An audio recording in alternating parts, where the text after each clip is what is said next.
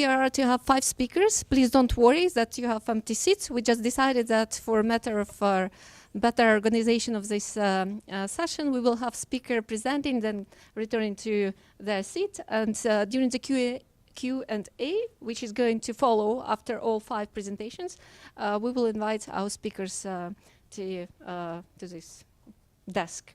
So the first speaker today will be the organizer of this, one of the main organizers of this event, Toshi Arimura, professor at Waseda University. He will present a topic, carbon pricing in Japan, past and the future. I think Professor Arimura will give us a little bit of a history and update us on their modern stage of carbon pricing in Japan. Without further ado, I invite Professor to speak. Just one remark. I will use timer. I set it up for 14 minutes, so you will hear the signal, so that we will be efficient. All right, thank you. Okay, thank you for the introduction, and thank you all for coming to the event. As an academic organizer of this event, I'm so glad that I'm meeting to you today. And today, I'm going to talk about carbon pricing in Japan and past the future. Rather than talking about my research, I will give you a background and what's happening in Japan now regarding the carbon pricing, because I have been involved in the discussion of carbon pricing for the Japanese government in the past 15 years. And this is a picture of the Waseda University for your information. And well, I think I should maybe start from the basics, because some of the participants are not economists or specialists on environmental policies. So carbon pricing is basically putting the price on the carbon, and that way we can internalize the negative externality of climate change into the market. And there are 2 major ways: it's carbon price, carbon tax, and emission trading schemes that the European Union has been promoting decades.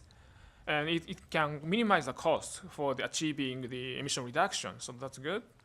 And it will generate emission savings because the price goes up, and then the fuel switching from coal to natural gas. And actually, this morning, one of the big Japanese power company was announcing that we will reduce the usage of coal and switch to the natural gas. So this is exactly what we are expecting from the economics. And the renewable energy becomes more competitive because the price does not go up. And in addition, there will be leading to the innovations, changing the transportation. And here, to show my respect to the speakers in the afternoon, I have a picture of Mirai, Toyota Mirai, from Paris. I was visiting Paris School of Economics for a year and a half until this September. And I was happy to find Toyota Mirai running in the city of Paris. Actually, before the Olympics, the number was very small, so you never saw it. But around the Olympics, they expanded the supply. So this blue one, blue car, blue taxi is the hydrogen Mirai. And in Paris, I'm also surprised, and as expected, so many electric vehicles and electric bus, 100% electric bus in Paris. So this kind of a change we expect from carbon pricing. However, in Japan, we have been behind in adopting carbon pricing because Ministry of Economy and Japanese Business Federation didn't like this idea of carbon pricing. Especially in Japanese economy, the steel sectors are very strong industrial sector. 10% of Japanese emission come from steel sector. And they didn't like the idea. And the Ministry of the Environment, who wanted to promote emission trading schemes, but in 2010, we were almost there, but we failed, partly because the opposition from the industry, but mostly because of the government at that time was very weak. it was the left party who took the power for the first time, so they didn't know how to make a deal. And after that, we had an earthquake in Fukushima, nuclear accident, so no discussion of carbon price until the Paris Agreement. So Paris Agreement gave another momentum. But at the regional level, we have having emission trading schemes. In Tokyo and Saitama, we have 2 regional emission trading schemes since 2010 in Tokyo and 11 in Saitama. And Tokyo ETS is the first ETS that covered service sectors, commercial building, office buildings. So include even the Waseda University I am teaching is covered by Tokyo emission trading schemes. And I have done the research on this with Professor Shigeru Matsumoto, the speaker in the afternoon session, and we have published a book. It's an open access book. Anyone can read, and we luckily have received the award on this book. And this ETS was successful. So with this book, we are trying to show that carbon pricing is effective in reducing emissions, try to convince the industry to accept the idea of carbon pricing. And if you look at the Tokyo, it has achieved 30% emission reduction from the 2010 baseline. So it has been a successful policy instruments. And while the national government failed to introduce carbon emission trading schemes, they were able to introduce a very small amount of the carbon tax. It's 289 yen euro, which is less than 2 euros. So the price effect, very limited, almost none. But the government uses that tax revenue to promote renewable energy and energy efficiency. So that's the main objective of the current carbon tax in Japan. And as you can see, actually the Japan, just like other countries, having the energy tax, a fuel tax, before we introduced carbon tax. So when we look at the effective carbon rate, the OECD's topic, actually it favors coal. So it's not ideal format of the tax. But all these arguments actually has changed after our carbon neutral announcement.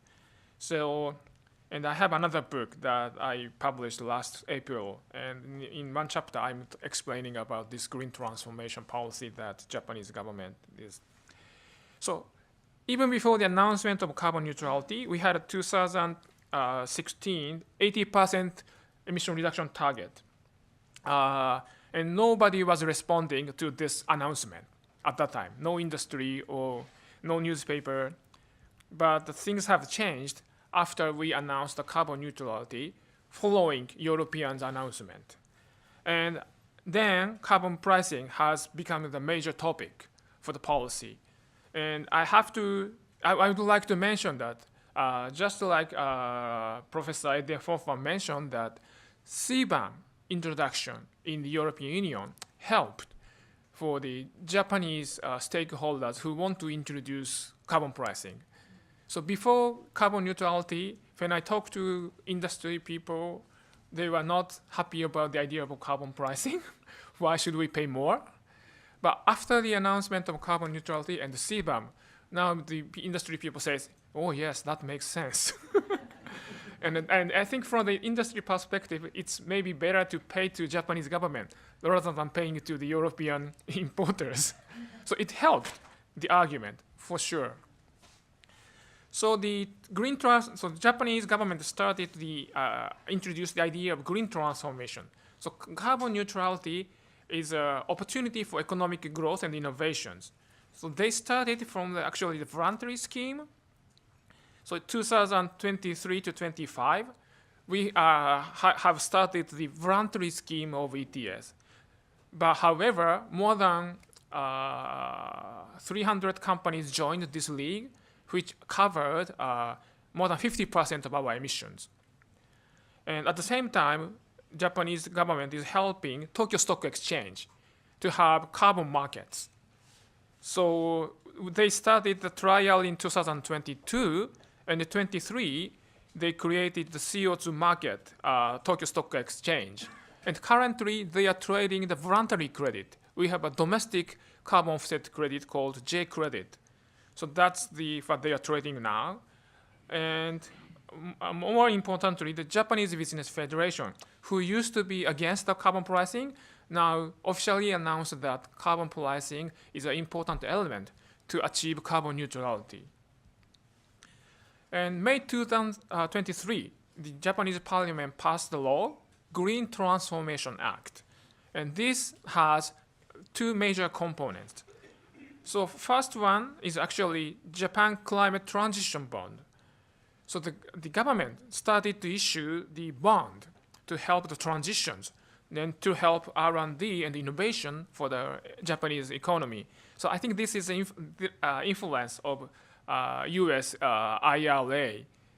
President Biden in the U.S. gave a lot of subsidies for the carbon mitigation activities. And most importantly, this law announced that we will introduce carbon pricing following EU model. And it has two components. First one is GX ETS. So we are starting ETS based on starting from the voluntary schemes. And in addition, we are adopting GX surcharge. So this is a carbon tax, which will be introduced in 2028. We import almost all the fossil fuel, so we basically charge carbon levy at the a port when we import. And let me go to this. So first, let me elaborate on this GX bond. So Green Transition Bond by Japanese government. So they are proud of being this to be the first transition bond, and they are planning to issue 20 trillion yen, which is actually 100 times of the current carbon tax revenue for the Japanese government. So it's a big amount of the money. And they are hoping that private sector follows this trend. So they are expecting we need actually 150 trillion yen investment. So it's like 1 trillion euro investment to achieve carbon neutrality. But out of that, 20 from government, but 130 from the private sector. That's what the Japanese government is expecting. And out of 20 trillion yen, 6 to 8 trillion yen goes to R&D related to the renewable hydrogen and ammonia. I think the ammonia are kind of a unique strategy that the Japanese government is pursuing. And hydrogen is also a very important element for the Japanese carbon neutral policy. And from 9 to 12, energy conservation for the conversion and in manufacturing industry sectors. And also the CCUS is also part of these strategies, which was mentioned in the Professor Edenhofer's presentations. So I wonder how many minutes I have. 2, good. So let me go to the GX ETS.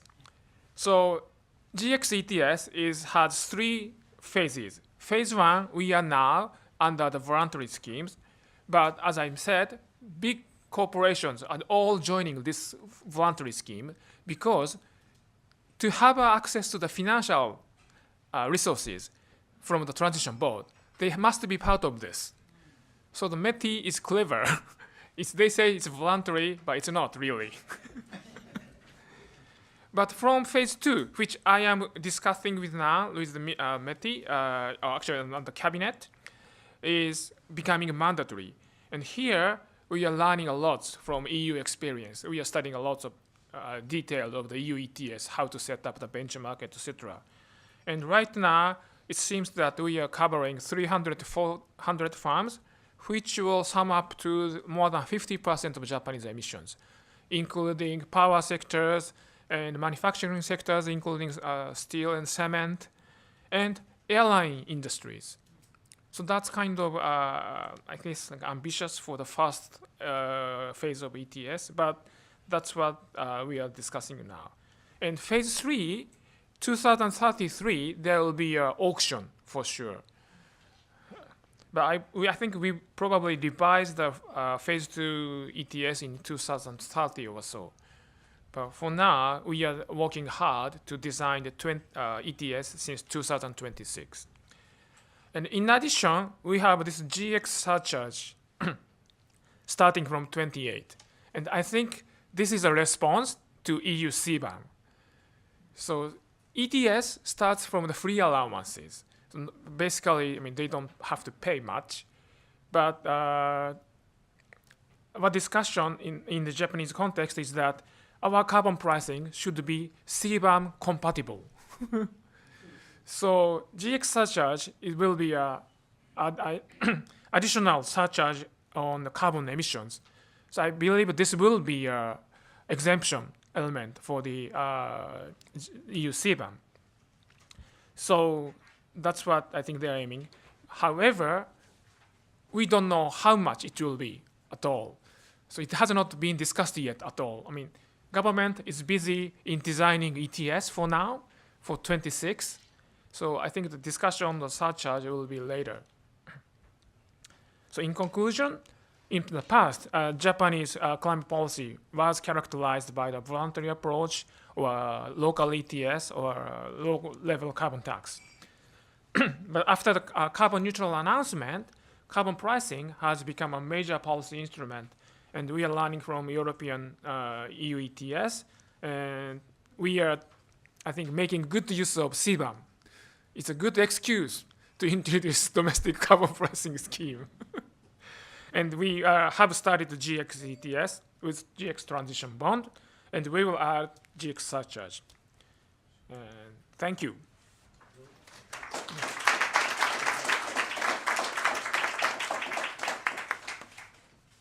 Thank you, Toshi. Almost on time, 1 minute more.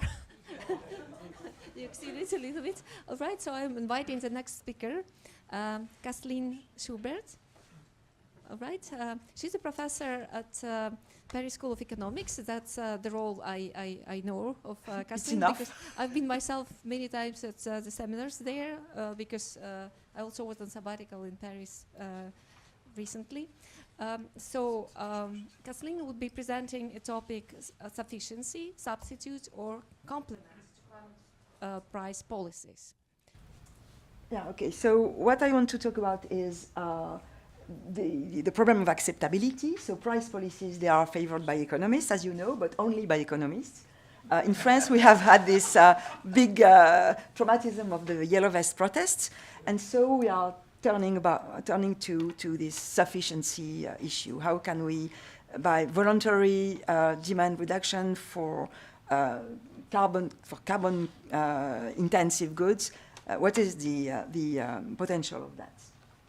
So what I want to talk first is changes, behavioral changes at the individual level. So the International Energy Agency, for instance, in his last report about net zero perspective, puts an emphasis on that, says that changes in ongoing or repeated behavior on the part of consumers which impact energy service demand or the energy intensity of an energy-related activity has some potential. But the potential is not so big. I will show you a picture just in a minute. There are three main types of behavioral changes they look at. Reducing excessive or wasteful energy use, this is clear. Transport mode switching, biking instead of taking the plane, for instance, or making material efficiency gains. Okay? You see already that the frontier between behavioral changes, technical innovation, and infrastructure development is quite fuzzy. Oh my God. I cannot change that.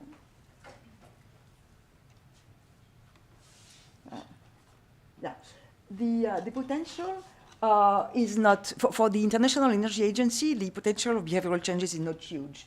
Okay, it's 8% of emission reduction that could be achieved through these behavioral changes.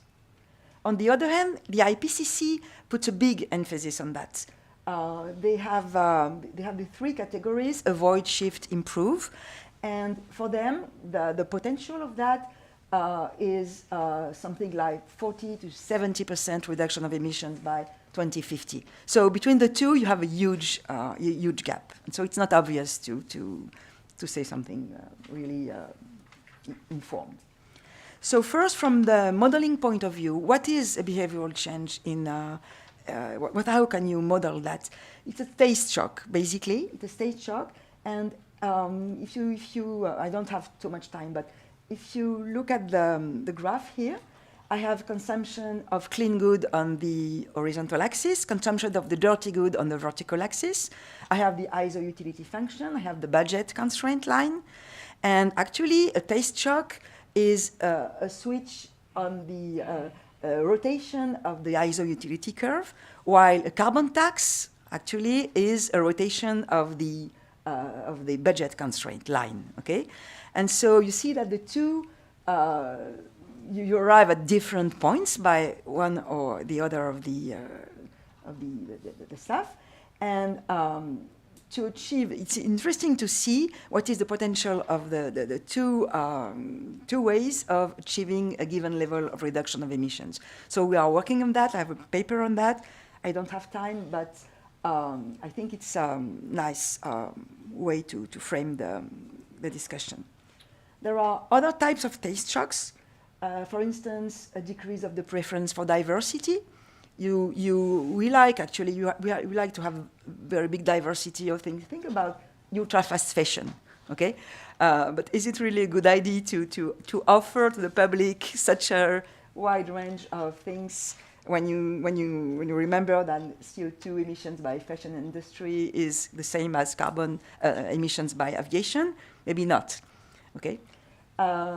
Other types of taste shock, increase of the preference for leisure. You like leisure more, you work less, you earn less, you consume less. Maybe it can help as well. Or changes in the composition of the labor supply. You don't want to work in fossil-intensive industries, for instance, etc., etc. So these are taste shocks. The point is, how does it happen? How do you trigger these behavioral changes? And this is when it becomes really difficult. So in the economic literature, you have first consumer information. By information, labels, information campaigns by the government or the NGOs, apps on mobile phones to give you the carbon content of things, or information on the quality of the product. So this is a big potential, but the point here is trust. How can you trust the information that is given? Okay. Second, nudges. So nudges, taking into account seriously the fact that the households, they are not homo economicus, they have behavioral biases, and this can be corrected through different kinds of biases, of nudges, excuse me. But the literature is very mixed. The evidence is very mixed on these nudges. When an effect is found, it's often non-permanent. And also you have a problem to put it at scale, to scale up the effects. Then another interesting point is the interaction with price policies. It has to see, there's something with extrinsic motivation versus intrinsic motivation for people. If you do voluntary change in your behavior, you become vegetarian, for instance, maybe you say, okay, I've done my job. I'm not going to accept carbon pricing because it's enough, okay? So this is also a very important and interesting point that the literature addresses, but also evidence is mixed. I speed up a bit, excuse me. You have also the habits. Habits is very important. Your consumption behavior is very much shaped by what you did, how you behaved when you were a kid, basically.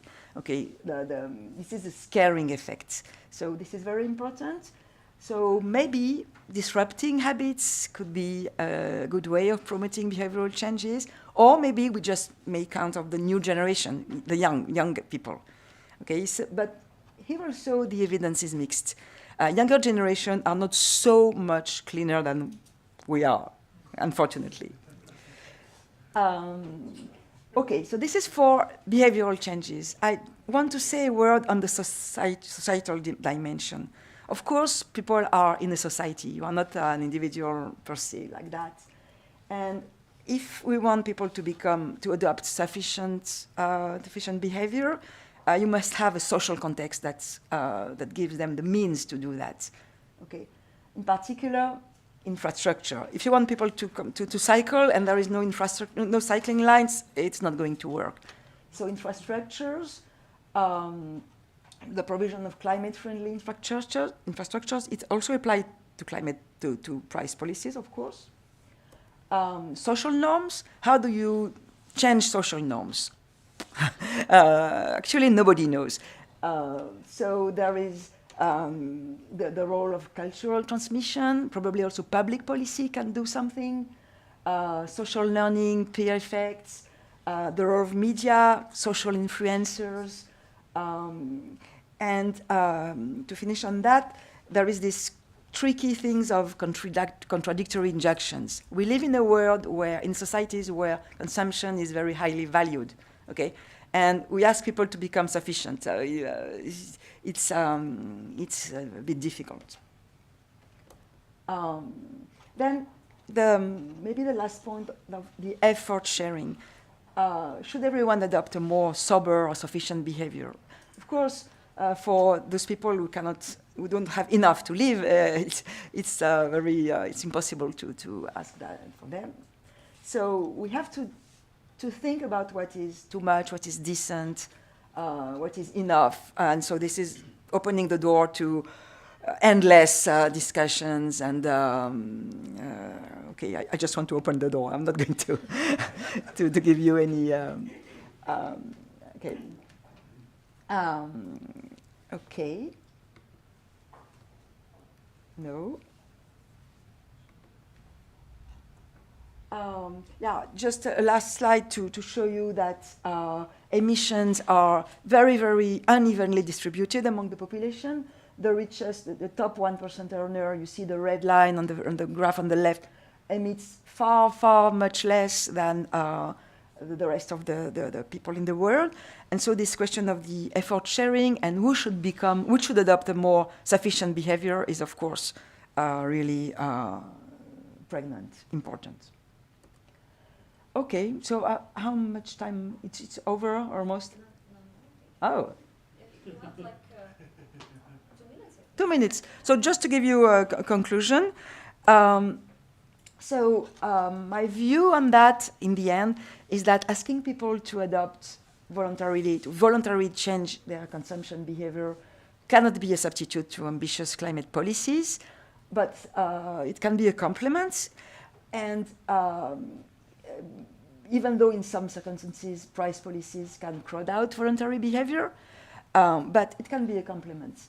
But what I think is that it has to take place into a social context of inequality reduction, okay?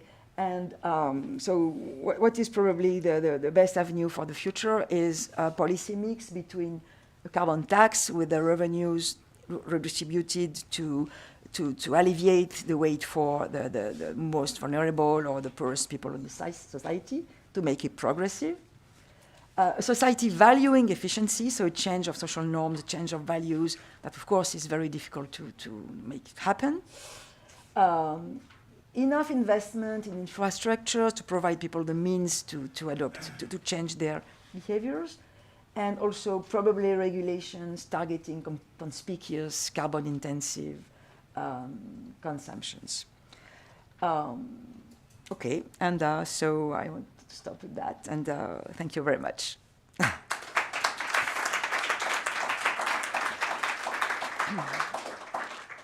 So then I am inviting our third speaker, Vicente Hurtado, who is head of the unit of the European Commission responsible for the Green Border Adjustment Mechanism and energy taxation. And I think we are going to have a more nuanced presentation about CBAM, which we already started. So I would like to invite our speaker to begin. And thank you. Thank you very much. Good morning, everyone, and konnichiwa. That's all I can say in Japanese. Wow. 2 more words. It's always a pleasure being here among the academics. I mean, I'm not an academic, so I feel like a bit like an intruder. But of course, one day I was sitting at the university, learning about carbon pricing, about carbon taxes, about economics. So it's always a pleasure listening to the guys who are working in these areas and who can understand, of course, these things.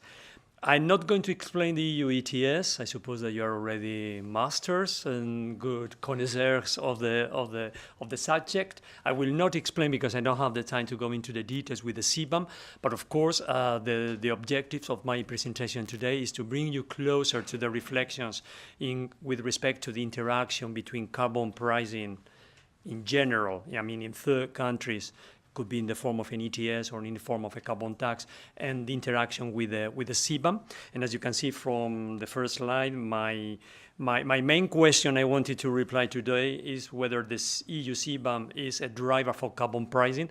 But I'm afraid that Professor Arimura was a spoiler, as my daughters would say. He already said that all the reflections in Japan, of course, are being also motivated by the announcements of a CBAM, and that's of course a great pleasure for us. I mean, I don't want to look pretentious, but it's true that we can see that since we announced the CBAM, the EU CBAM, there has been a lot of interest around the world in terms of how we'll interact with their carbon pricing. We're enhancing also their existing carbon pricings, and more important, as Professor Arimura was saying before, and the main question is, how our carbon pricing will be recognized and will be deducted from the carbon border adjustment. What I can say is that, of course, we believe in carbon pricing. Professor Schubert before said that nobody likes paying carbon pricing. Nobody likes paying taxes. I mean, I work for TaxSud. I can tell you that I don't like paying taxes. But also, as the main economist, we also believe in pricing externalities in particular. But I think that, as Professor Schubert said before, I think it's important, and I think we can share your views, and we completely agree with you, that carbon pricing, like taxes, have to be accompanied of three main elements. One is communication, explanation, you mentioned, giving nudges. I think that's very, very important. The second element, of course, is give alternatives. If you introduce a tax, you introduce a carbon pricing on coal, but there are no alternatives to shift technology. Take the example of aviation. If we introduce taxation on kerosene, and that's something that we are doing in our, and I mean, it's part of also my portfolio.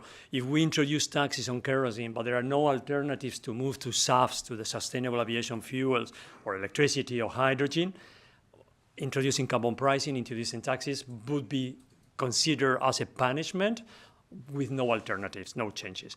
And the third important element, also Professor Schubert said before, is of course fairness, distribution effects, and of course recycle the revenues. I think it's important, and that's not always so obvious and so easy, because very often the taxes are accrued to the budget of the national governments, but it's very important that taxpayers can see that there is a fairness in the system, that the revenues are recycled to support the most vulnerable stakeholders, could be industry, but could be also citizens, and that they are accompanied in the green transition.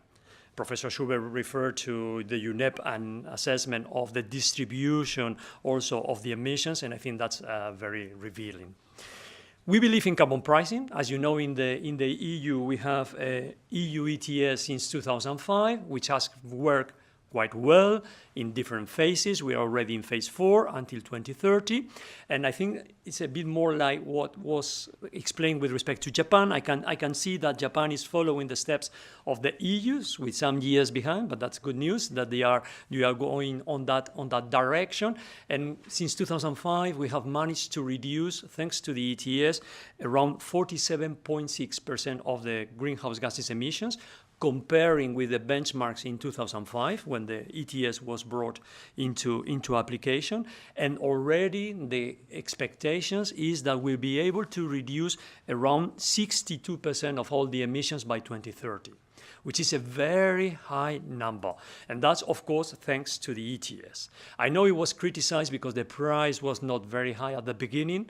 It was around 30 euros 2 years ago. But now I can tell you it's increasing dramatically. It's been fluctuating, but we are around 70, 80 euros. And according to some experts, we can expect it to go up to 100, 120 euros in possibly 1-2 years. So just to say that we believe in the ETS, we believe in carbon pricing, and we think it's a good way to reduce emissions. But let's be clear, We are not imposing with the introduction of the CBAM any obligations on third countries how to decarbonize, how fast they want to decarbonize, and which measure or which carbon pricing, whether they want to introduce carbon pricing, how they want to do it. There is no obligation. But of course, by introducing the CBAM that, as you know, is applying also the EU carbon price to the imported goods from third countries, because what we want is to treat all goods sold on the EU territory in the same way, regardless of whether they were produced in Japan, in India, or in Europe. But by doing this, we are giving, of course, a strong incentive. And what we want to avoid is that those countries which are introducing, or jurisdictions, because sometimes it's at regional level, we saw that in the case of Japan. So those jurisdictions which have a carbon pricing, and I will come to what carbon pricing can be deducted, but those jurisdictions, they introduce a carbon pricing, that can be deducted in order to avoid double carbon pricing. That's a bit the rationale. The problem, and this is why we introduced the carbon pricing, is that not all countries around the world or jurisdictions around the world have the same level of ambition. We have the Paris Agreement. COP30 in Berlin next year will be an important moment because there will be the review national determined contributions. You know, the COP29, which finished last week, was more on financing. That's an important element. I mean, I will not refer to that, but that's, of course, a very important element because we have to finance the transition. We have to help with this transition. But the thing is that the fact that there are different levels of ambitions, of course, bring or may bring what we call the risk of carbon leakage. As you know, the EU has enshrined its climate policy or law the 2050 net zero target. Most countries around the world have already also done the same. There are two big exceptions which are very important because they are two of the most polluting countries in the world, China 2060, India 2070, but even many of them have not enshrined those objectives or those targets or those years in their own legislation. So there might still be hiccups or questions, hesitations, whether this will be respected or not. And let's not forget that the US will have a new chief that may change things as well in the US. Hopefully not. I'm an optimistic by nature. Well, the thing is that the CBAM tries to look at this and tries to respond to this. In an ideal world, we will all have the same policies or similar policies, or at least the same level of ambition, and therefore there would not be a need for this.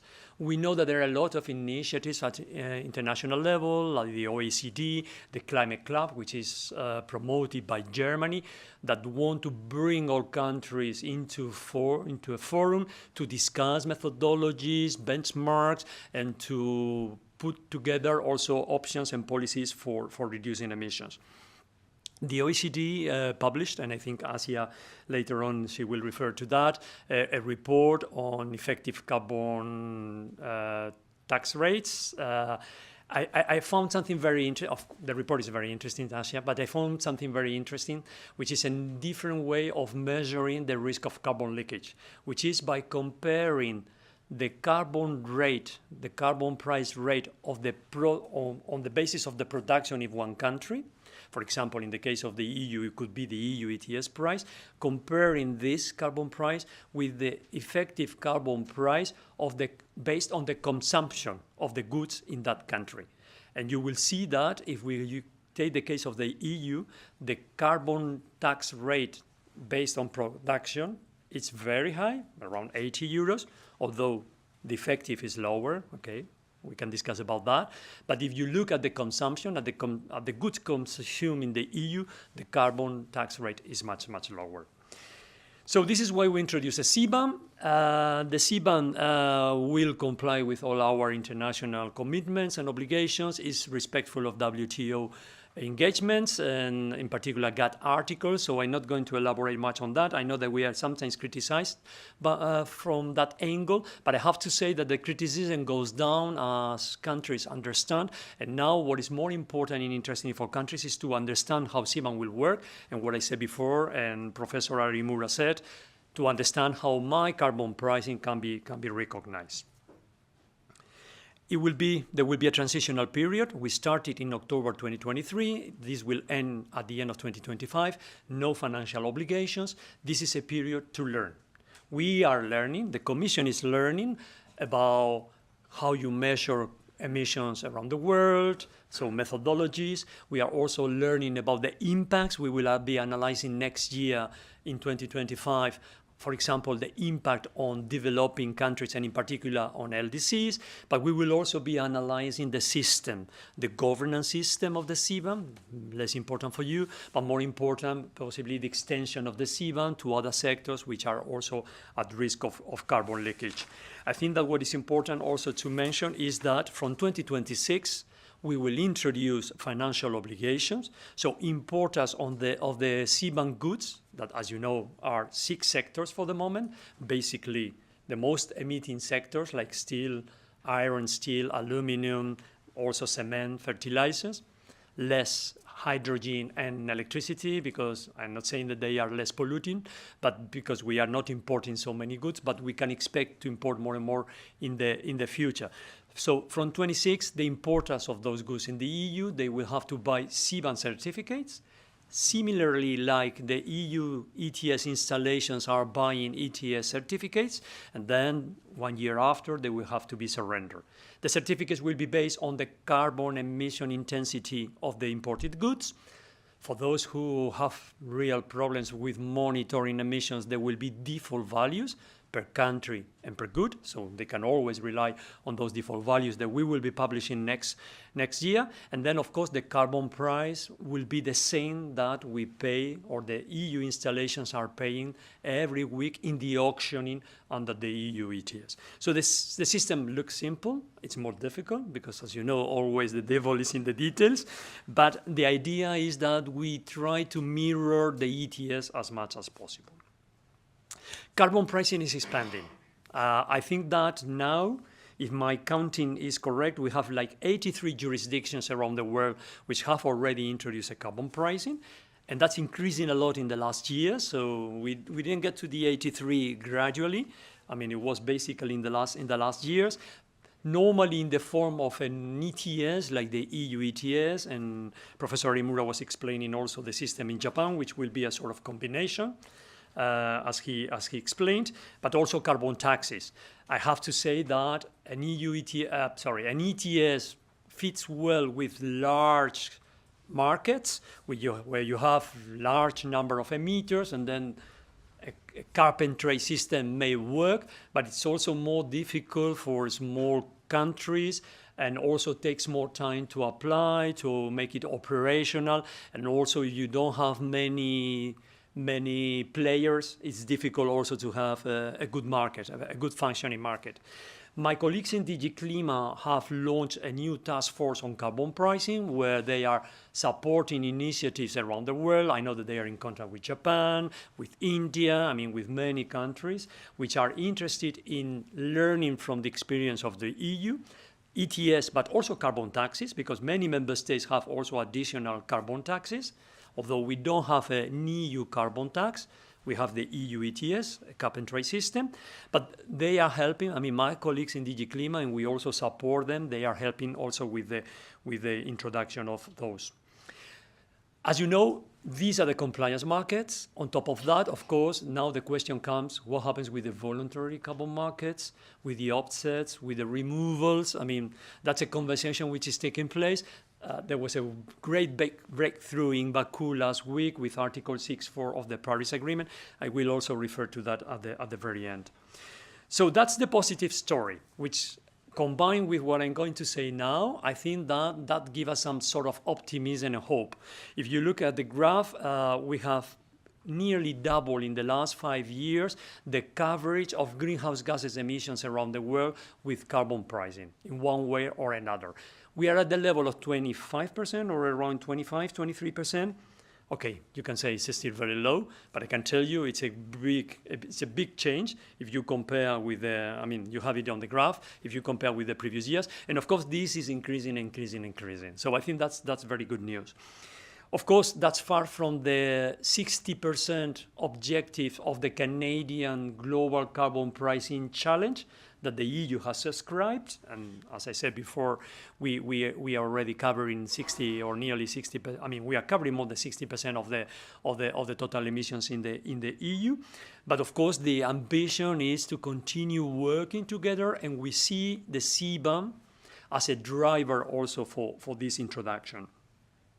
There is of course, in every coin, there are two sides. The other side is that only 1% of those greenhouse gases emissions covered by carbon pricing are priced at the right price. So the prices are still very, very low. I mentioned the price in the EU. I also said that that can be a bit fictitious or can be misleading, because you know that because of the free allowances, so the allowances which are given free to the industry, the effective carbon price is much lower than the 80 euros per ton of CO2. But again, those free allowances are being phased out very quickly, and in particular for the CBAM sectors. By 2034, there won't be any more free allowances, so this ETS price will be the full ETS price. According to the academia, the price should be around $40 to $80 per ton of CO2 to have an effective price which help us to achieve the target of, as you said, 1.5 degrees reduction. Oops, really? Okay, no, I will summarize very quickly. So,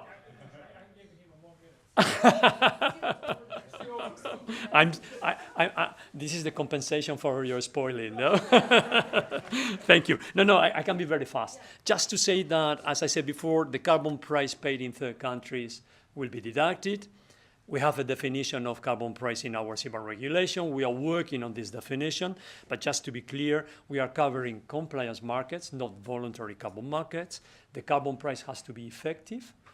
It means that it cannot be, I mean, if there are free allowances or other type of reductions, of course, we have to take them into account, as we will do also for the imported goods. If we give free allowances to our industry, that will also be recognized for the imported goods, and no rebatements, no reimbursements on that carbon pricing.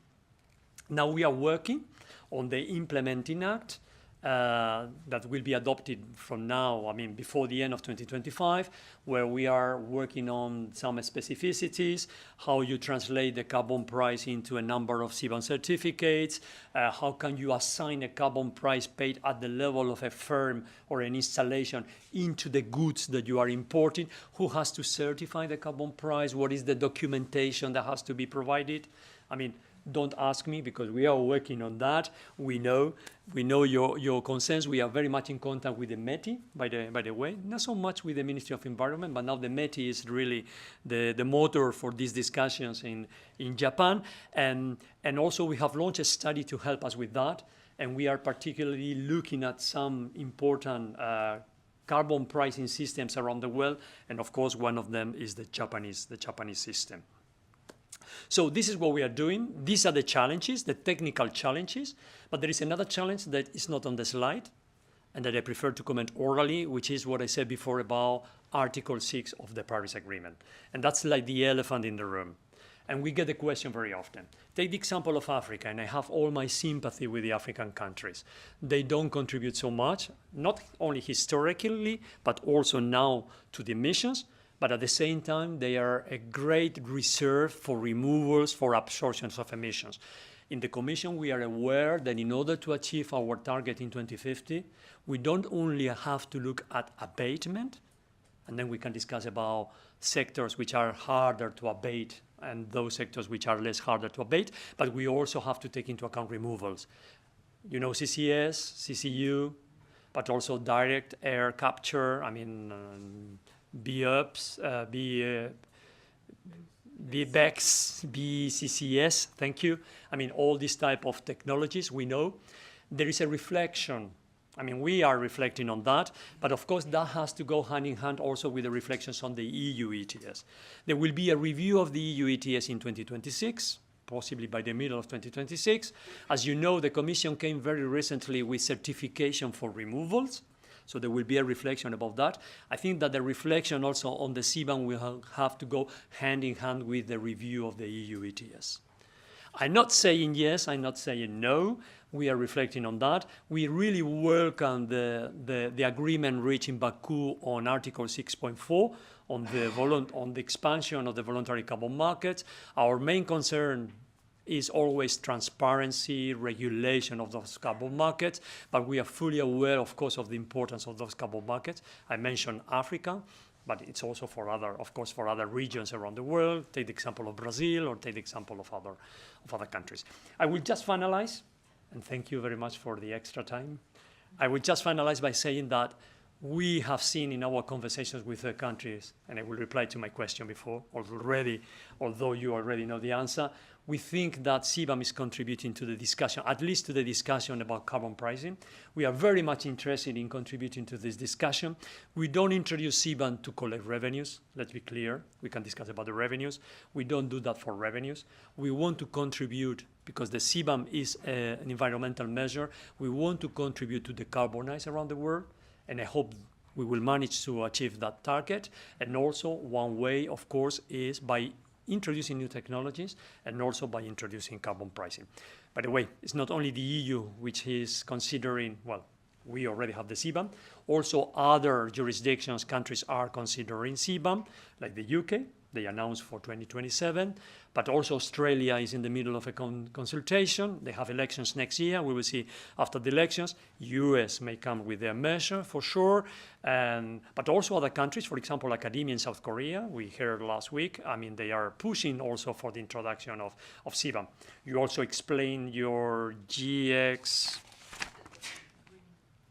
surcharge as a sort of CBAM, okay? So, I mean, we will need also to reflect, and that will be another conversation, of course, about what happens with all these systems, how we make them work together, how we reduce the administrative burden. By the way, this is also what is focusing our attention now, how we can reduce the administrative burden with the implementation of CBAM.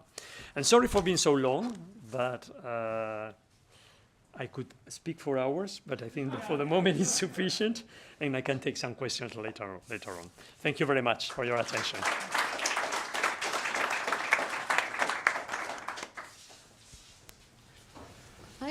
I'm inviting our next speaker, Asya Ilgarcem.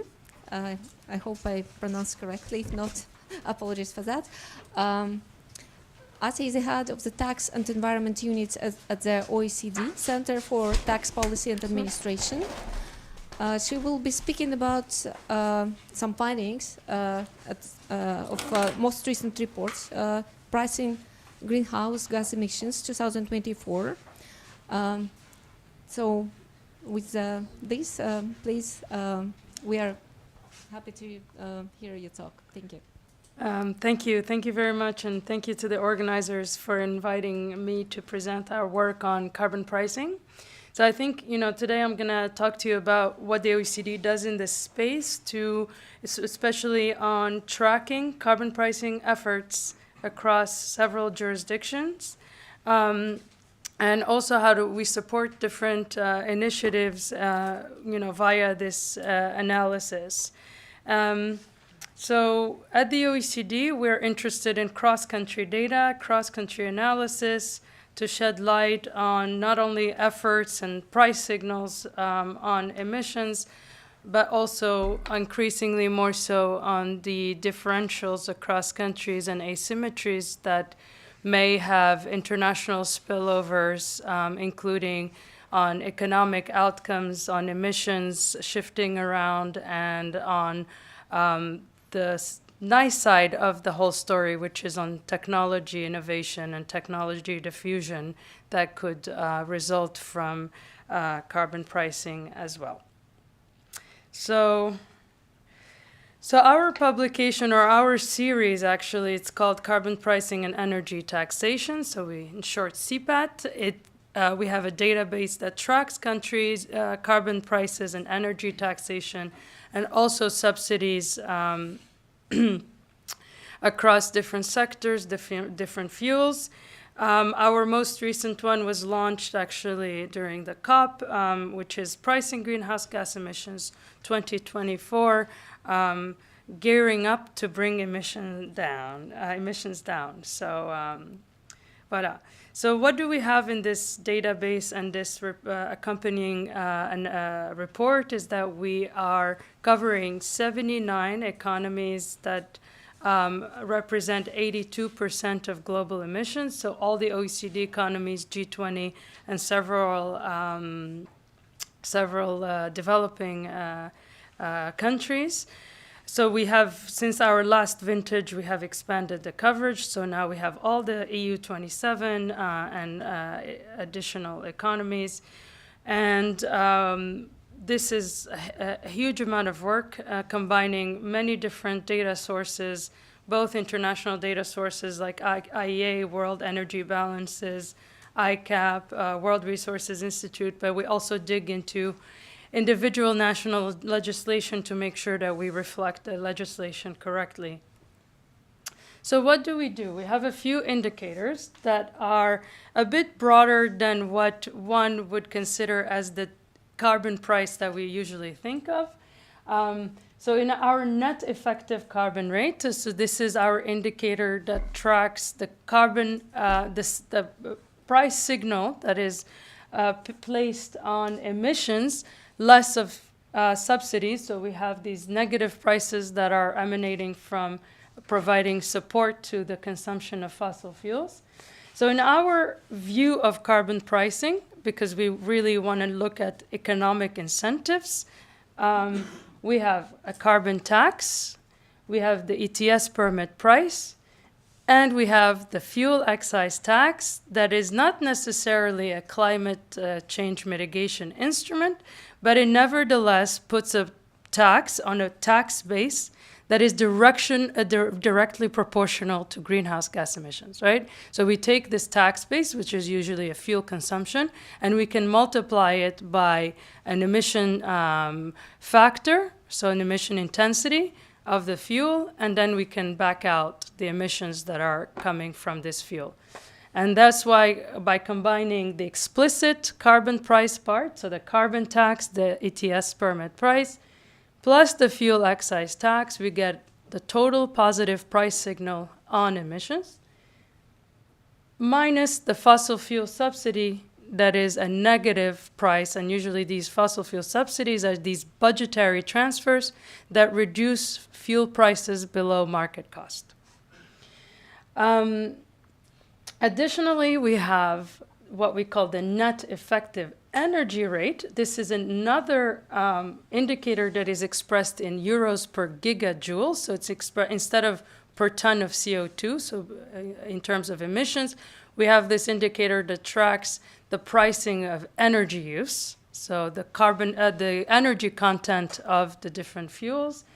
And so not only do we have these carbon pricing instruments, we also add electricity excise taxes. So electricity excise taxes are on energy use, not necessarily fuel specific, and as well as electricity subsidies. Well, so this is the framework we work with.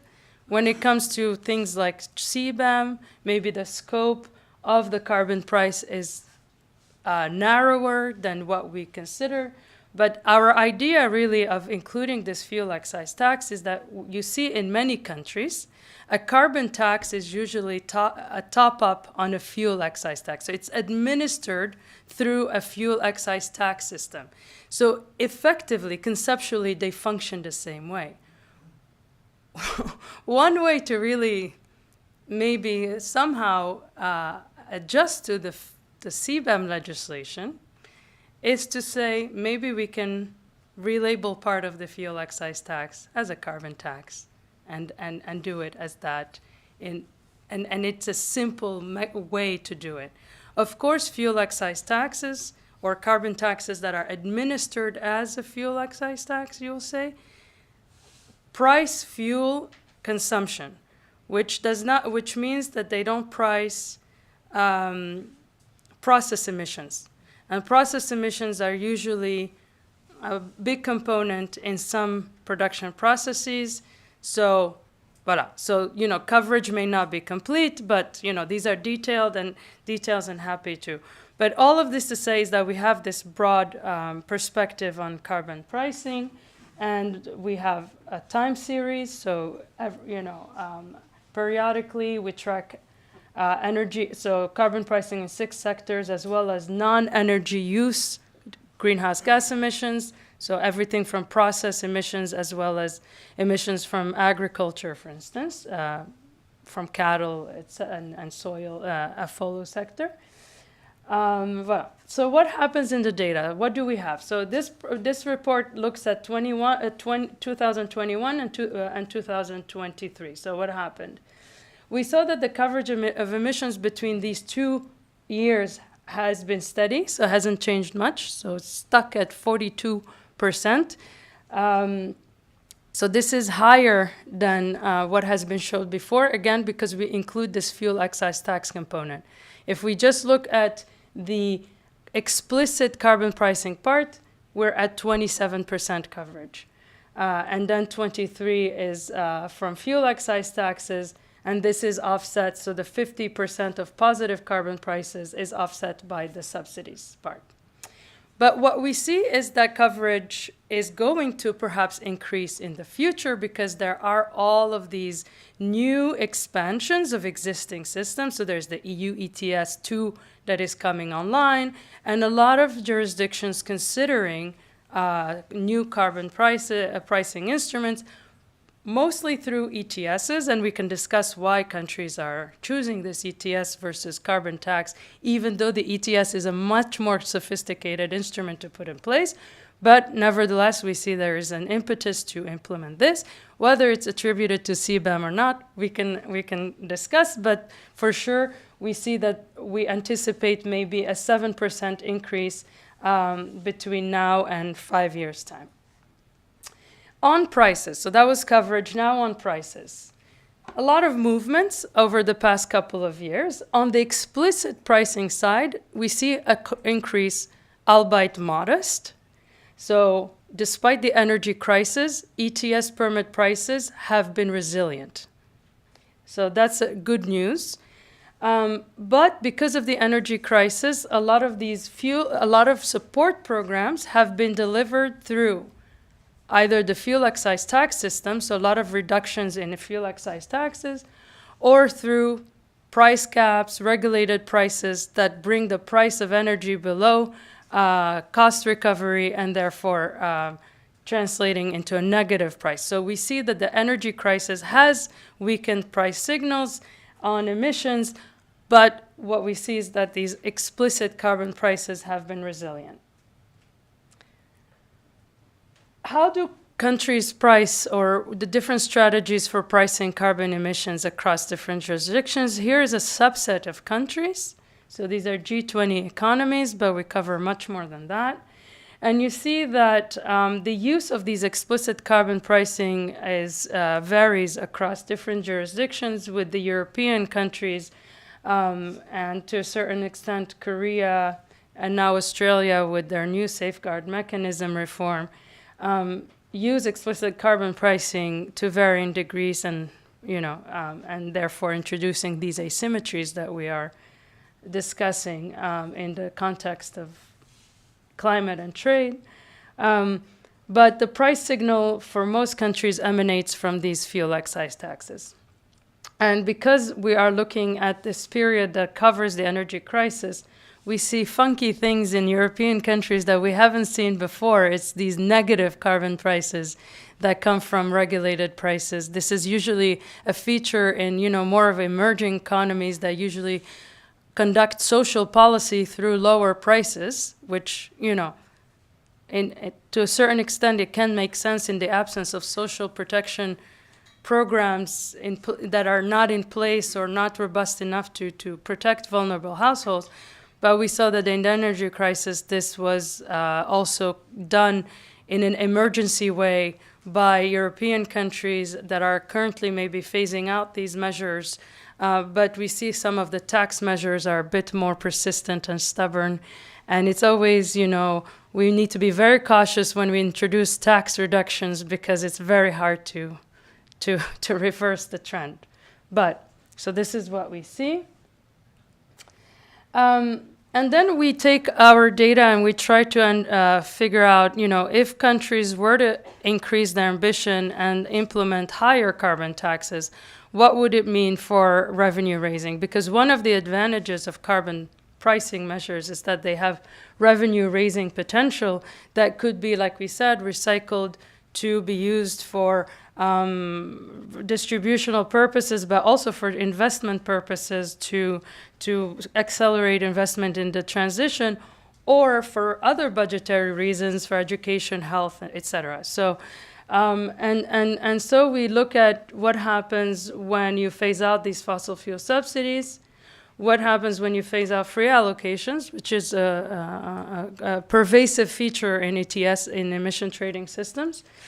And above that, if you price your emissions at a conservative value, which is 60 euros per ton of CO2.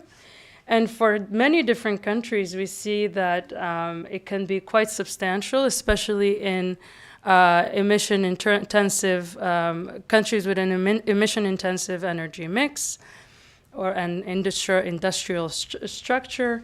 And and here we use, our work on elasticities to account for the elasticities at different countries for different fuels, different sectors. Then, as I said, we have another indicator that looks at pricing of energy use, and we have these usually energy use profiles. So on the horizontal axis, you have the emission base expressed in gigajoules, and then you have the euro per gigajoule price on the vertical axis, and this is the emission base segmented by different fuels. And what we see is energy pricing is different across different fuels, with the road transport sector fuels having the highest prices. The low carbon fuels are actually effectively subsidized. So we have solar, hydro, LPG are subsidized, but we do see that coal has quite a low price for being so energy intensive and emission intensive, as well as natural gas being maybe a transition fuel in many countries. But another concern is that the hope is that carbon pricing is so good and so effective that it will erode the tax base, which is the emissions. But then it presents an additional problem for countries, for public finances, because fuel excise taxes and carbon taxes as well are an important revenue source for many countries. And if you are electrifying your transport, you're displacing oil consumption, and this raises concern for many countries as to alternative tax bases. And we see that this can amount to a substantial revenue loss for countries. And we see new bases that are being explored, including driving distance-based instruments that tax the distance that is driven of vehicles to internalize other externalities besides air pollution and greenhouse gas emissions. So we have many use cases for this carbon effective carbon rates data. We support discussions in the OECD Inclusive Forum on Carbon Mitigation Approaches, which is an initiative that has been put together to bring different countries of diverse backgrounds and circumstances to come together and try to raise ambition by both on the technical front, taking stock of all the mitigation instruments that are being put in place, because we understand that for political reasons and otherwise, not all countries can do carbon pricing. So there is a role for regulation, voluntary measures, etc., to also complement or fill the gap. So we try to discuss all of those different approaches in this IFCMA, as we call it. We're also increasingly discussing the effects of climate policy in the international or cross-border effects.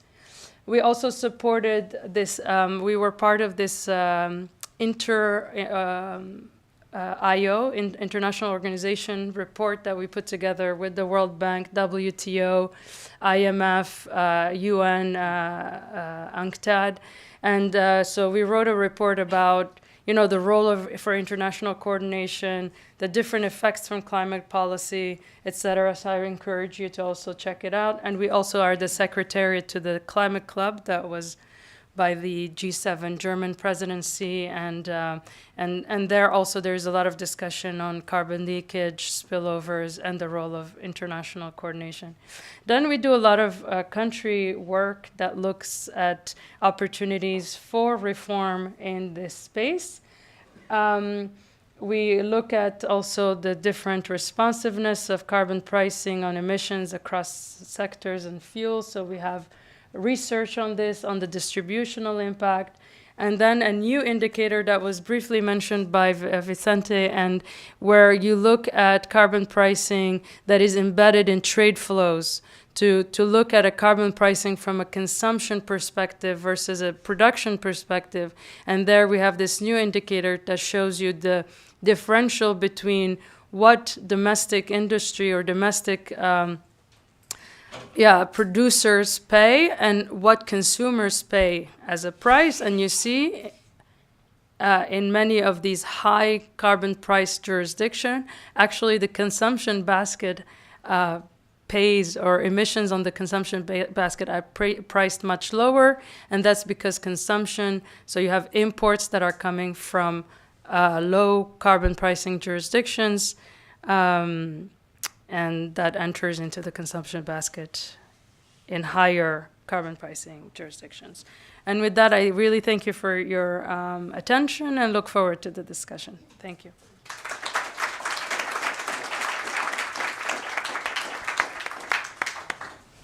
All right, so I'm ready to open our concluding talk by Kevin Verbelen, who is a senior expert, international trade and company lawyer at Agoria, the Association for Technology Inspired Companies in Belgium. His presentation is going to be on CBAM, a perspective on implementation from the technology companies. We can almost say good afternoon, but we'll still say good morning to everybody, and thank you for being here with us. I have 14 minutes, so I'll try to stick within those 14 minutes as good as I can. So I'm here presenting a view of the technology companies, and to situate where we are, that basically means those who are using steel and aluminium and manufacturing something with that, and that is where you need to place us in this story. So what does CBAM then means for technology companies? I'm bringing you the story the way it has been perceived by our companies, our members. So we all know that there is an EU Green Deal, and that we have the Fit for 55, in which there is a lot of legislation, an entire package of legislation, in order to reduce the emissions of CO2 in the European Union. And with that, you find the emission trading system, which is being revised, and you also find the carbon cap adjustment mechanism, or the carbon border adjustment mechanism as we now know it. I just give you briefly the idea of what this means. If we want to go to minus 55% of CO2 instead of the minus 40, which was the original target, it means that the ETS, those sectors that are within the ETS, will have to go from minus 43 to minus 65, and those who are not in the ETS from minus 30 to minus 39 by 2030. You also see that a lot of sectors were not included. They will in the future be included in the ETS. But the most important thing that we had to explain to our members is CBAM comes because of the revision of the ETS, in which the free allocation, which are the subsidies provided to those companies who emit a lot of CO2 during the manufacturing process, namely steel manufacturing, aluminium manufacturing, those free allocations will disappear gradually, as has been explained before by many of the speakers today. And so this ETS means that also the cap, the total amount of emissions, will reduce much faster.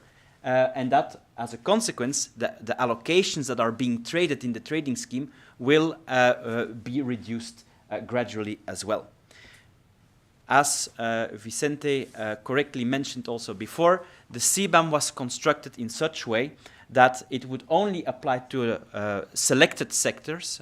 We start with that. It can be expanded afterwards, but we start with the most polluting, let's say, the most CO2 emitting sectors. We will not tax the product that is coming in. We're taxing the CO2 content of the products that are coming in. And it has to be WTO compatible, which means that at the moment that they cross the border, there is no discrimination. We do not look anymore at the nationality of the product, whether it's Japanese or European or American.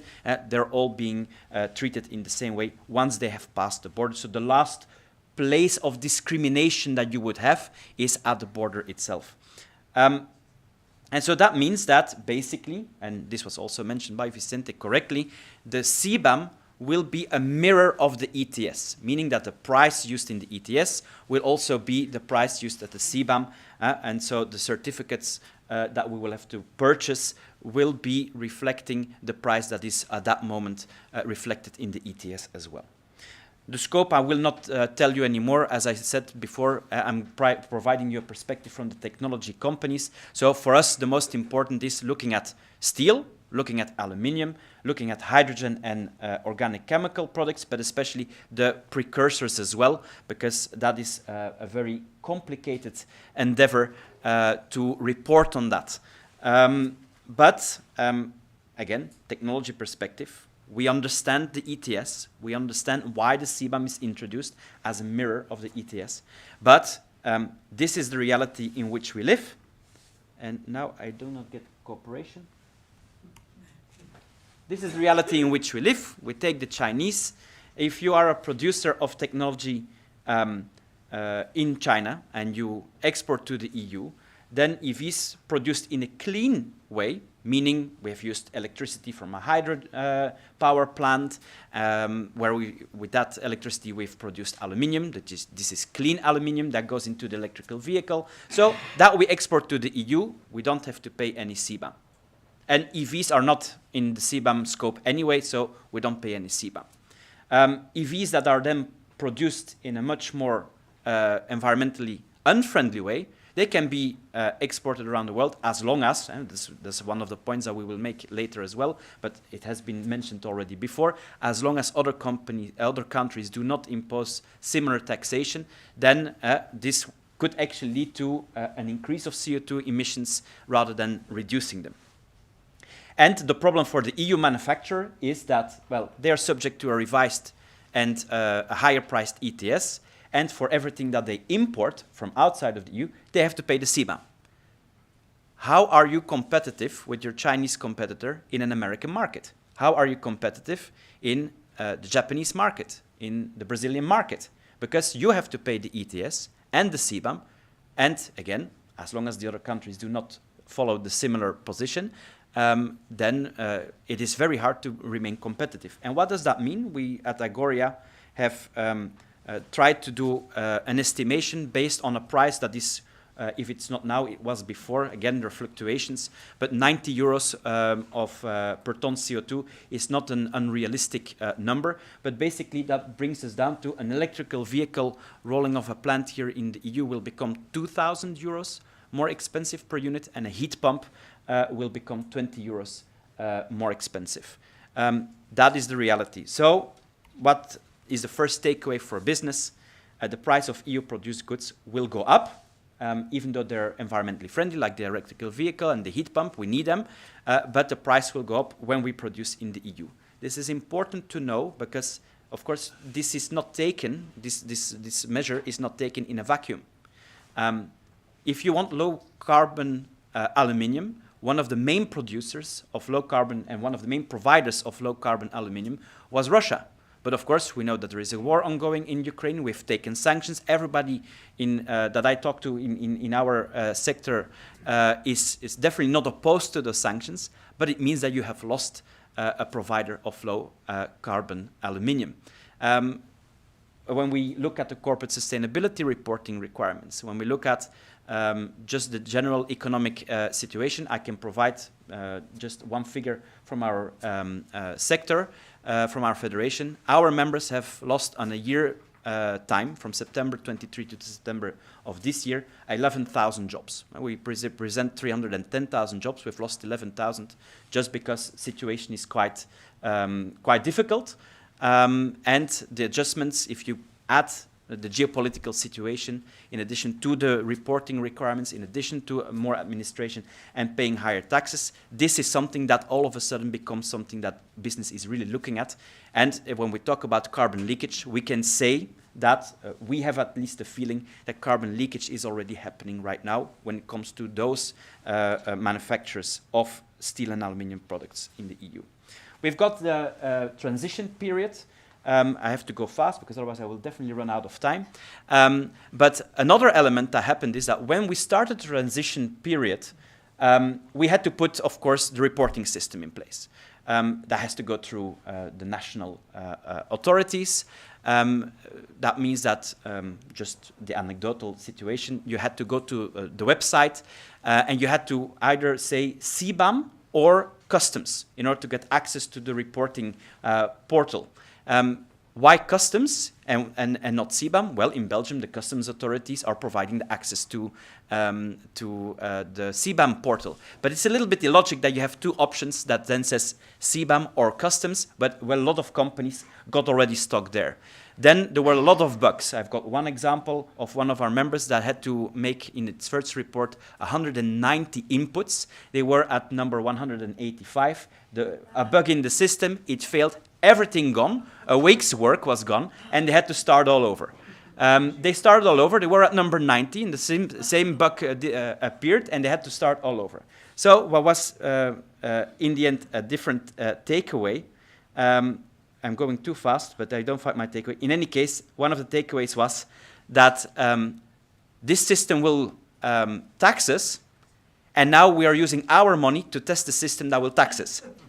That was the reaction from business. And then you feel that, Vicente, you said one of the things is very important is communication. Well, I can tell you that we have had serious issues with, and the communication from the European Commission alongside with member states there was lacking. But again, we're all learning. That's one of the comments that comes obvious and comes frequently back. There has also been provided a bit of flexibility, because you also should know if you do not report, or your report is incomplete, or the report is wrong, you might be fined, which makes sense because you're implementing a legislation. But there has been flexibility.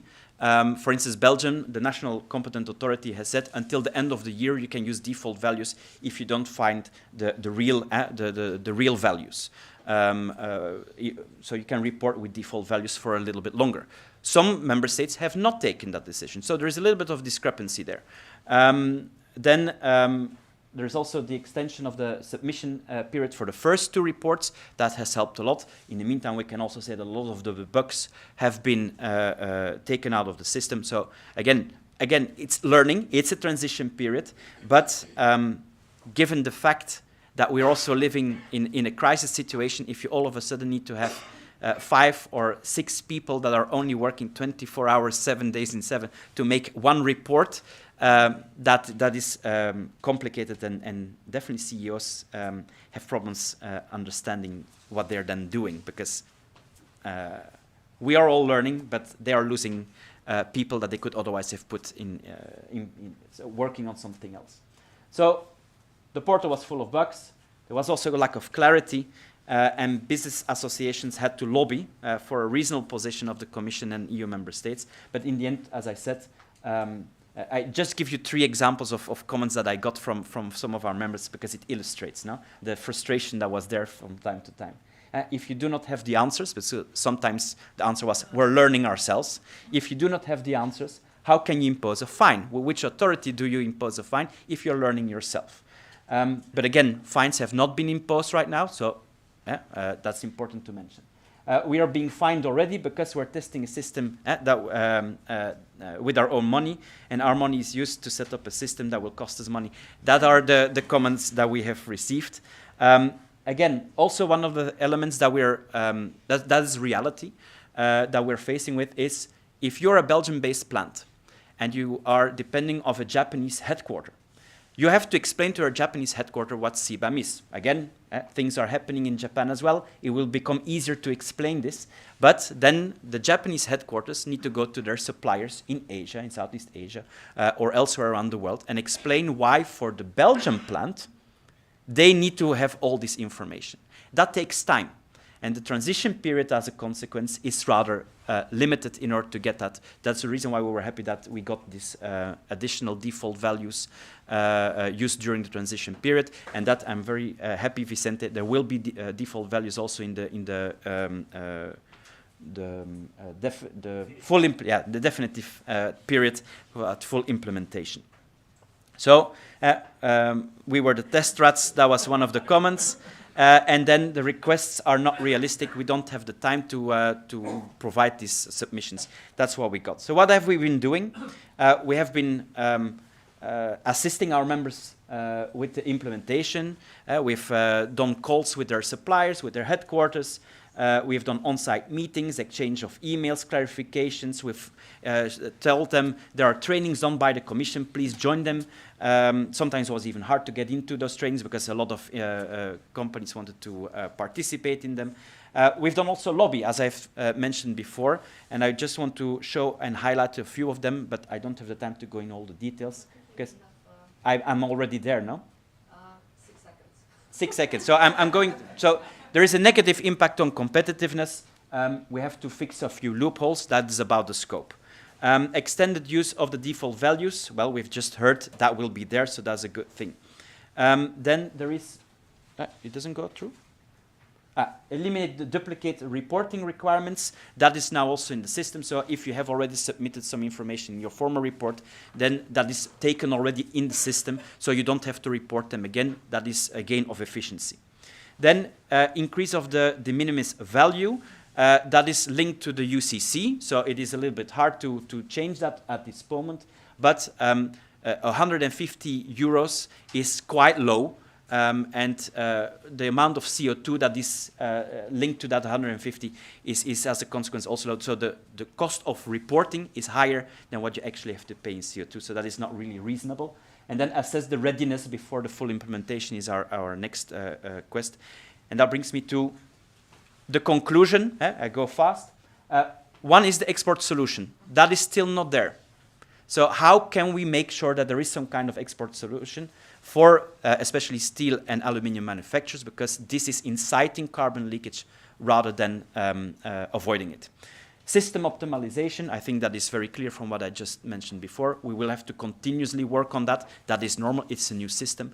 De minimis, not just on price, but also on weight, because sometimes it can be a very low weight, which, as a consequence, low carbon content, but it has a high price because it's a valued product that you need, a component that you need for your production here. So perhaps also look into a de minimis on weight and a de minimis on volume, because some companies have actually very little volume in an entire year to declare, but they have to do the entire declaration. Again, we're talking about how much are we actually paying here. So the de minimis discussion, we would like to go far on that. Carbon club, again, that would have been the ideal situation. We don't have that ideal situation. If we would have many companies, many countries around the world that wish to make and set up an international ETS, that would just be the dream. But we're strongly pushing all who are willing, of goodwill, to continue and pursue that carbon club idea. Waste export restrictions, because we also see that a lot of waste still exits the EU. Yeah, we have to go to full recycling. So how is it possible that the Commission has not taken a position yet on waste, whether we talk about steel and aluminium waste, but also black mass, what we call, for batteries? It still goes to OECD countries. We can still export them. If we want to set up battery production in the EU, why are we allowing that the waste, the recycling that we're doing is still leaving the EU? This is not possible. And then scope modifications, where there will be expansion, but also restrictions, especially in defense. You're linked to one supplier. If that supplier tells you national security, I cannot give you any information about my production, well, I cannot report. So what do we do then? And you're stuck to the contract. So in defense, I think we have to look at exclusions, or perhaps also some simplifications, because they have the export controls, etc., etc. Again, I could also talk for sure an entire day about it, but I'm limiting myself here, but always happy to take some questions. Thank you.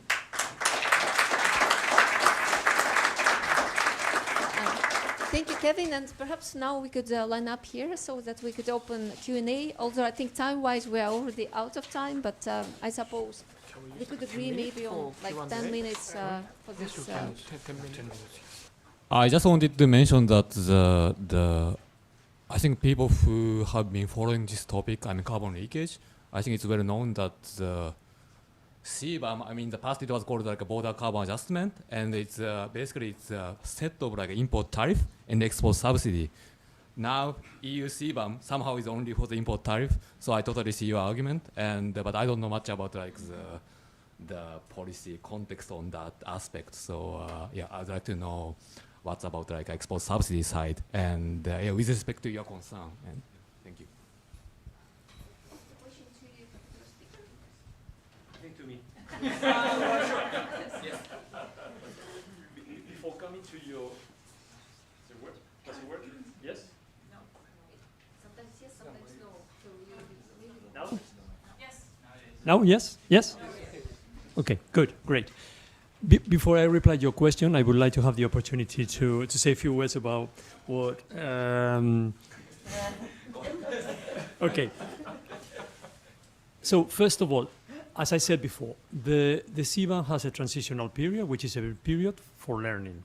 For learning on our side, of course, to learn how to put the system into place, because it's a new system, of course, different from the custom system, for good reasons, different also how the ETS works, and we knew that we would need time in order to make sure that it works and in order to make sure that we come with a robust system from 2026. It's also a period for learning for everyone, also for importers in the EU. We understand that many importers do not know how to comply with CBAM. This is where we have done, and I think we have done a job to try to promote the awareness of the CBAM, but there is still work to be done from now until the end of 2025. I completely agree with that. As you said, there are there are penalties in the system. We are not applying penalties because we see the transitional period where there are no financial obligations as a period for everyone to learn. But also for exporters, because they are the ones who have to provide the data. And one of the main complaints of the industry in Europe or the importers in Europe is that we don't get the data. You refer to the possibility to extend the use of the default values with no penalties. Actually, it was until July. From October, they are expected to use them. Well, we agree with the national competent authorities of the member states, and I hope they all apply the same rules, not only Belgium different from another member state, but that's something we can look at, of course, is that if you are unable to get the data, you can continue using the default values. Just explain why you don't get the data. But one evidence which is interesting from the reporting periods is that we have realized, and I mentioned before the importance of simplifications, we have realized that there is a big concentration of the importations of the CBAM goods in a small number of importers or a small number of producers. Just to give you a data, if we look at the number of importers, like around 15% of the importers concentrate more than 90% of the CO2 content of all the CBAM goods imported into the EU, and also in terms of volume. And I completely agree with you. We don't have to look at value, we have to look at volume and at CO2 emissions. And that's something we are doing. That means that we can simplify enormously the system, or we can simplify, or we can save the lives of many importers, many producers, and also for the Commission and also for the national competent authorities, if we really target on the big polluters around the world. And that's something that we are analyzing. We were waiting for the new Commission to take decisions. You know that there will be a new Commission in place on the 1st of December, but we want to discuss this with the new Commissioner on the first day he takes office. And that's something, of course, that we want to discuss and we want to do in 2025. What I can already anticipate is there will be amendments to the CBAM regulation in order to simplify many processes, but in particular the question of the number of importers or the importers who are obliged to comply. You mentioned an annual threshold. That's one of the ideas that we are, of course, discussing internally. We have made an effort in order to simplify, or we are going to do an effort to simplify the system, also to improve the registry. We know that in the first quarter, so in January 2024, we have some problems with the registry. Some NCAs, national competent authorities, opened the registry very late. One member state opened only on the 28th of January, so very late. But of course, let's be patient. We are being patient. We understand. We need to learn. We need to improve the registry. We are working on a new registry for the definitive period, and that registry will be open at the very beginning of next year, hopefully on the 1st of January, but we are still discussing with member states. But the idea is that already at the beginning of January, we will open the new registry. By the way, exporters in third countries will have access to the new registry, in particular for confidential data, because that has been a complaint from companies in Japan, in Korea, in India, who do not want to share confidential data with importers in the EU. And also we will open the module for the registration of the CBAM declarants of the importers in the EU, because this is necessary for the definitive period. There is no obligation for registration now, but there will be an obligation from 2026. We will have a review, and I come to your question. I don't forget your question, and that's a point that has been raised by you. We will analyze, before the end of the transitional period, a number of elements. Scope extension, governance, I mentioned that before, but of course the question of exports. There is no export measure in CBAM. So far, the risk of carbon leakage has been dealt with the free allowances in the system. As you know, the free allowances will be gone by 2034, not in a gradual way, very slowly at the beginning, but faster from 2030 for the CBAM sectors. So now we were compelled by the Parliament and the Council to make a review of the impact on exports every 2 years from 2027. But our Commissioner Hoekstra, if you follow the hearings in the Parliament, he already announced that we will anticipate this review to 2025. So we will analyze that. We are analyzing that. We are analyzing the impact on downstream goods. You gave the example of electric vehicles or heat pumps. I have to say that I'm very shocked with the numbers you gave of the impact on electric vehicles, but I mean, we can discuss in bilateral. I think that, for example, you didn't take into account the possibilities for inward processing. So if you are importing, for example, steel from Japan, and you have to pay CBAM. If you incorporate the steel into a car which will be exported to a third country, you don't need to pay CBAM. So that's already something. It's the same that happens with customs duties or with VAT, for example. But the question is that we will be analyzing, of course, the impact on exports, on downstream goods, but also on the extension to other sectors and precursors. And that will be part, of course, of this analysis, this review in 2025. What will be the decisions? I cannot say, because I don't know. I mean, we need to analyze first the impact. That's very important. To be honest, I don't think there will be a big impact in 2026 because the CBAM will be also very small in 2026 because of the free allowances. The impact can be felt more from 2030. But okay, all depend also on what will be the carbon intensity in other countries, whether they introduce carbon pricing or not, what will be the carbon price in the EU. I mean, there are many incognitas, and just to being transparent with you, I think it's difficult now to say what will be the impact. But okay, we will do an analysis. We will think about alternatives. The industry is pushing, for example, for keeping free allowances for a longer period, or at least linked to the exports of goods.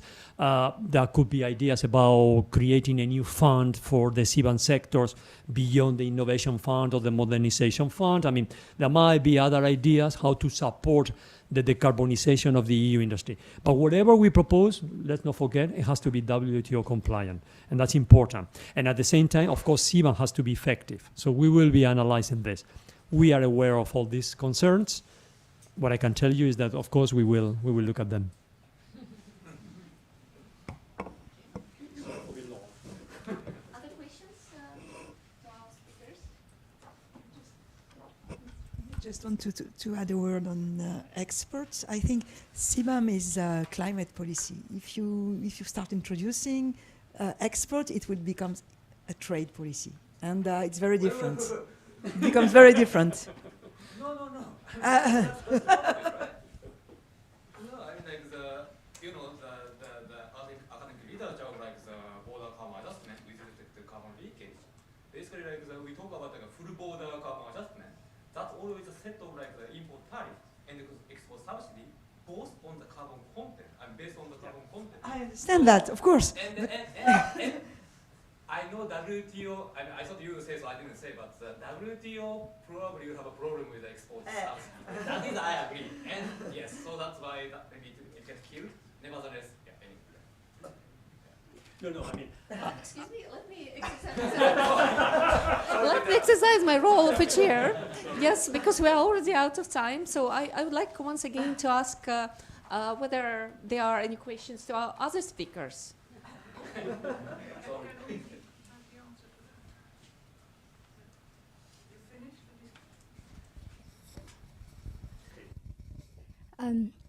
First of all, I would like to thank you very much for this intensive learning session. I feel like the world's climate change policy are squeezed in this session. I'm listening to you. I understand that we are trying to reconcile the cost of decarbonization with all of these environment goals. And I also recall Northam Williams saying that aiming for 1.5 Celsius degree in a short term, as a short span of time is very costly. And we already understand that it is almost unrealistic. I think a lot of scientific research have pointed to the fact that it is almost unrealistic to aim for 1.5 in a foreseeable time. So understand that, and also the high cost of compliance coming with all of these regulations. I am also taking into the aspect that the governmental revenues will decrease as substantial suffering from decarbonizations, and the fact that the US will have a new chief that is not very supportive in all of these efforts. I would like to understand a bit about and also given the fact that we have this Draghi report, which is reflected in Mr. Verbelen's comment from the industry perspective, I would like to understand a bit about the European Commission perspective or stance in the coming years facing all of these constraints, whether there would be any adjustment in this all of these environmental regulatory frameworks. Thank you very much. Yeah. Who do you address Can you your give your question affiliation, please? My name is Nguyen. Actually, I'm a Vietnamese working in Japan for 20 years and just came to Belgium 5 years ago. I'm doing a research on CBAMs in order to provide more information for countries like Vietnam, my native country. Thank you very much. Thank you. Your question goes to who? I'm sorry? Your question goes to who? I'm happy to hear any. All right. So maybe I Asia, maybe? I can be short. I can be short. I think the question is for me.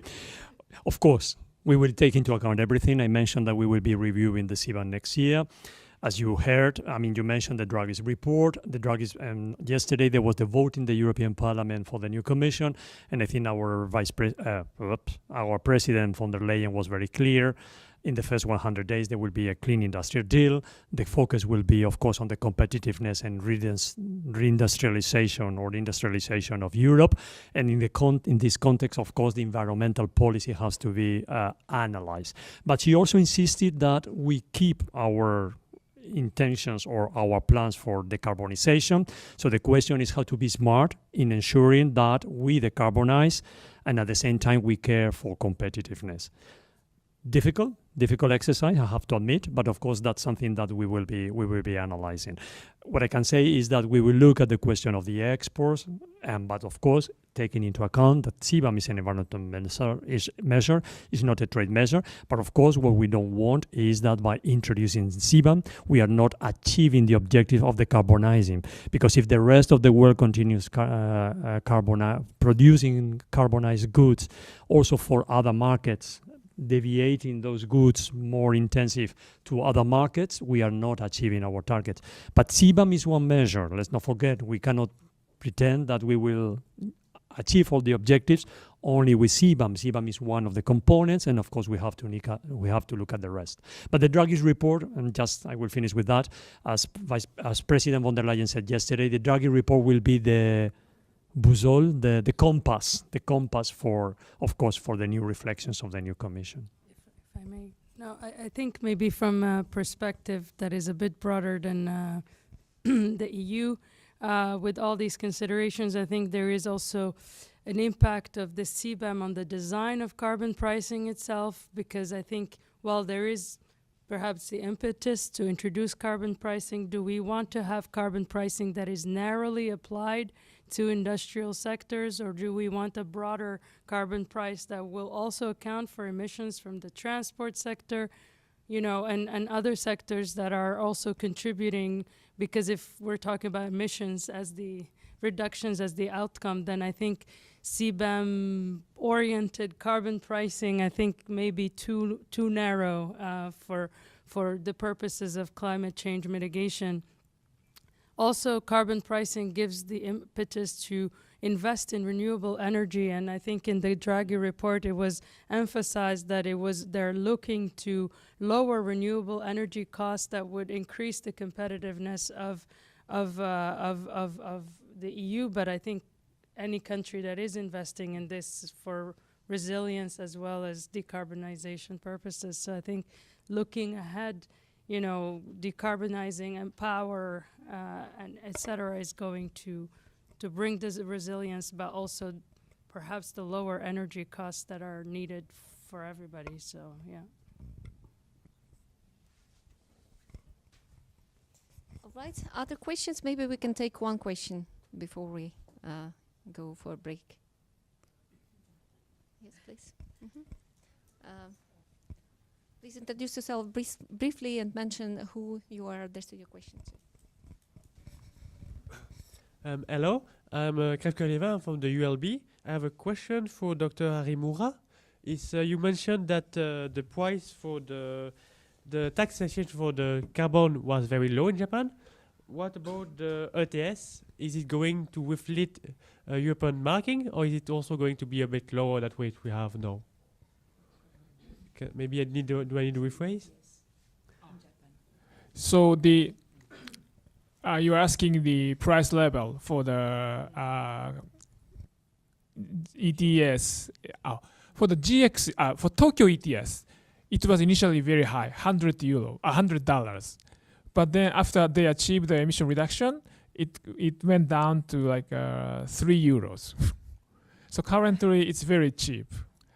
Yeah, and for the new ETS that we are considering, we are introducing, I think the initial price will be start at low, just like EU ETS had a low price for many years before we go to the higher.